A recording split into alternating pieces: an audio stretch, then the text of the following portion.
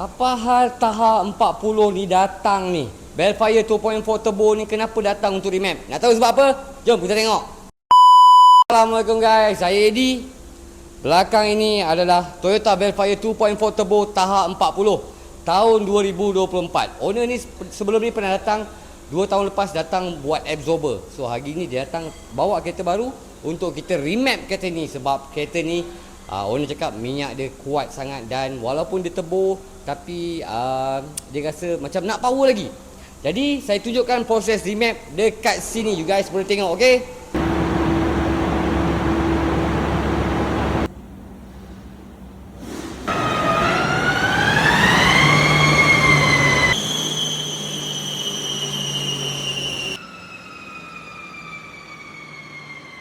Okey guys, itu ada proses remap kami. First, kami akan check head engine, kemudian kita akan run dyno untuk dapatkan horsepower asal, kemudian kita remap dan kita run dyno semula untuk kita dapat berapakah kenaikan horsepower dan torque dia.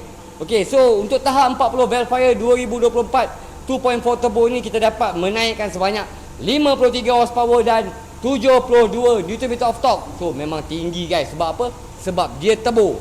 Jadi alhamdulillah ini yang dapat kami buat untuk Taha 40 ni. So insya-Allah semuanya akan berjalan dengan lancar. So kepada guys kat luar sana yang menggunakan Taha 40 AGS 30 ada masalah, rasa kereta tu kurang power, nak rasa power sikit lagi, senang je, kita remap. Cara dia juga kena masukkan link bio saya, Roger saya direct, insya-Allah kita akan settlekan. So insya-Allah kita akan jumpa lagi dalam video seterusnya. Yang paling penting guys, tak lama lagi kita akan menyambut Syawal. So berhati-hati kat jalan raya, insya-Allah. So jumpa lagi.